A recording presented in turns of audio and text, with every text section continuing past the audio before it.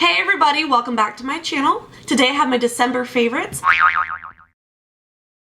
A boatload of products I finished up in December and my mini review micro thoughts on the products and what I liked about them, what I didn't like about them, and probably just a few products that have expired that I honestly just need to throw away. So let's waste no time. There's quite a bit to go through and I'll hop right in.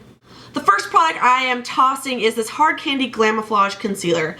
And this is a highly concentrated cream concealer. Well, it's kind of like a liquid cream, and you squeeze it out and it blends super crazy. Like the smallest bit is so opaque and so creamy and covers anything. But honestly, I've had this over, I would say close to 2 years, and it just smells awful and it does not spread or set the way it once did. I mean, I was never that crazy about this concealer in the first place, but it's just expired. And my friend Stacy of Strawberry Sweet, she said the same thing. She had this concealer for a long time too, and she said it just totally stunk after a while, and if a product smells that bad, it's probably not safe to be put on your skin. So this is about $5.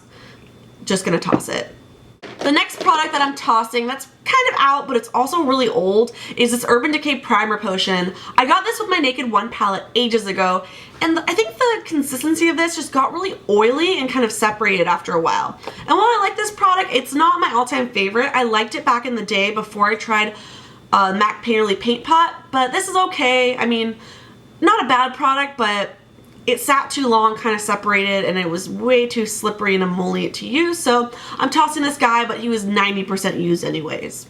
A couple MAC products I finished up are the Studio Sculpt Concealer in NW20 and the MAC False Lash Mascara. This was a super duper creamy concealer. It is much more blendable than the Studio Finish Concealer and not as liquidy as the Select Moisture Cover Up that comes in the tube.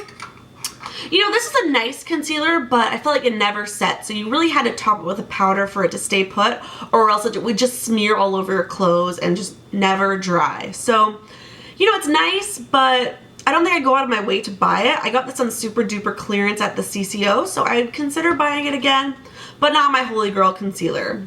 The MAC False Lash Mascara is actually really nice, but again, not my favorite mascara of all time. I much prefer my L'Oreal Voluminous Carbon Black, but this is kind of like a similar thing. It's very volumizing, although it's a lot more dry than the Voluminous Carbon Black. This was definitely not as volumizing as my favorite mascara, but it got the job done.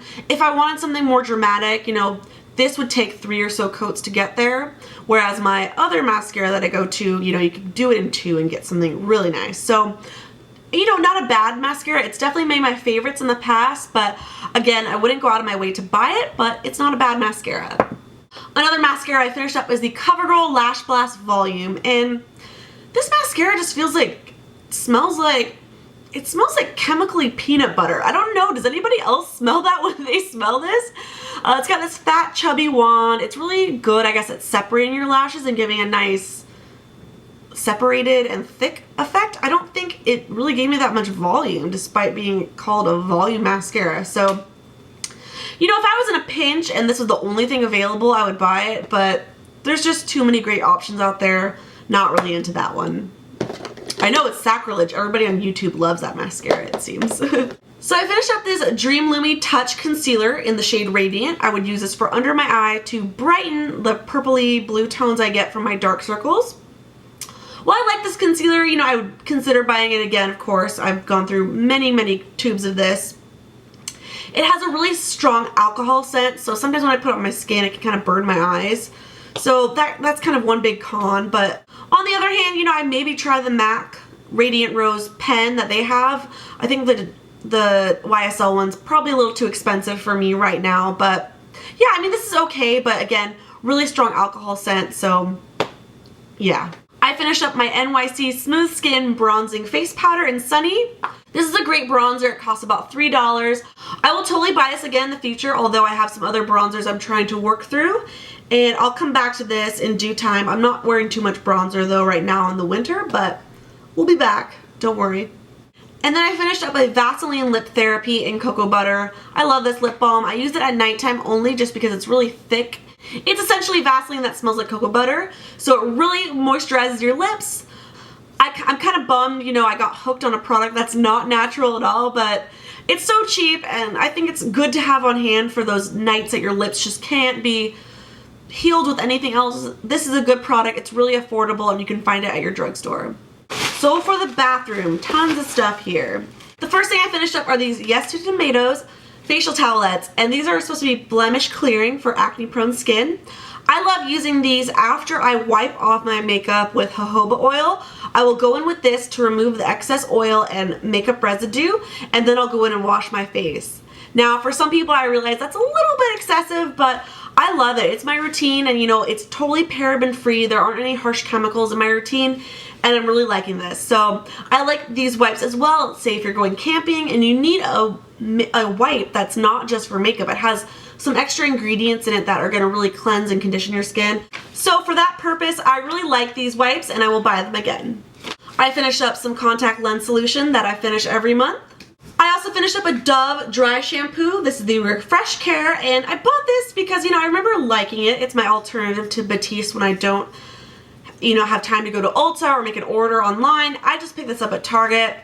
Not my favorite, but it works. The scent is a little more overwhelming than Batiste in my opinion, and it's a lot less potent and concentrated than Batiste. So not a bad dry shampoo, but not my favorite. So this is a product I finished back in October, but I filled it with coconut oil, so I never had the empty container to talk about.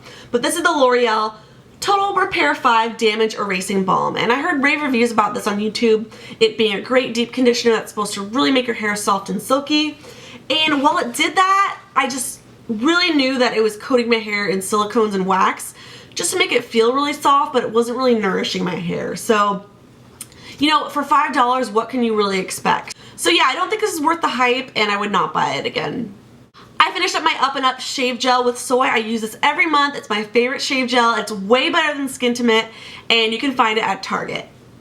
I finished up the Burt's Bees Radiance Facial Cleanser with Royal Jelly, and this is a great gentle cleanser that will help just dissolve your makeup and really cleanse your skin without over drying. It has a nice like lotiony texture to it. It lathers up a little bit, but it's not like the creamiest face wash. I really like this. You know, it will really burn the crap out of your eyes if you get it in your eyes, but it's really nice that, like, you know, after you maybe use oil to remove your makeup and break it down, go in with this and it will remove it completely. It's good, it's natural, and there's no animal testing. So I love this product right here, and I will totally buy it again. I repurchased my favorite jojoba oil from Trader Joe's. I use this every night to take off my makeup, and it works amazing. I finished up this Pacifica body butter in Brazilian mango grapefruit, and I got it at TJ Maxx for a few bucks off. It's so fruity and yummy scented. It is definitely up there with the Tuscan blood orange scent in my opinion, and if I could find it on sale at TJ Maxx again, I would totally scoop it up, or maybe 2 containers. It's a body butter, so it's thicker than a lotion, and when you moisturize your legs with this in the morning, you know, just use a little bit so you can really work it in, but man, your skin will be super duper soft even through the end of the day. And during this time of year, I get really dry, itchy legs especially, so this really helps soothe it, and it smells fantastic. I finished up this AHAVA Dead Sea Minerals Mineral Mud Mask. I got this at Target. It was like, you know, 1 packet of this I think was like really cheap, but I got it because it was a mask that's free of parabens. A lot of masks that are at the drugstore contain parabens, a lot of bad chemicals. I wanted to try a natural one, and I found that a packet of this would have been good for like 2 or 3 applications. So if you buy this, share it with your roommate or your spouse or whoever, because it was a nice mud mask. You know, it never really dried because I applied it so thick, and it said to only keep it on for, you know, a really short time, 2 minutes. So I kept it on a little bit longer. I didn't see crazy results, but it was a nice mud mask. I mean, I would try it again, but I would probably buy an actual bottle of it versus a packet because I felt like it was really wasteful. Another mask I used was from Freeman. This is the Clay Mask Avocado and Oatmeal. I like this mask. You know, it really kind of coated your face in a nice opaque layer of mask, but unfortunately this contains parabens, and I don't have any parabens in my skincare routine currently, so I've really tried to cut them out. And I don't see myself buying something like this, but if there was a natural alternative, I'd be all about it. I used up some Up and Up cotton squares. I use these every single month. I also used up a exfoliating glove for the shower so I could really, you know, buff my legs and get the circulation going in the morning. I use this about once a week, and it is really abrasive at first, but after a few uses it gets softer and softer. And you'll want to swap these out every couple months, maybe every 1 to 2 months if you can, because they can collect bacteria.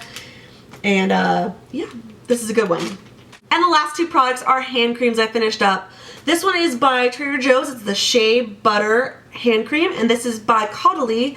It is the hand and nail cream. So these two hand creams right here are my absolute favorite at the moment because neither contain parabens. This one is your high-end option and this one's your cheap option. I think this is $1.99 at Trader Joe's and you get 2 ounces.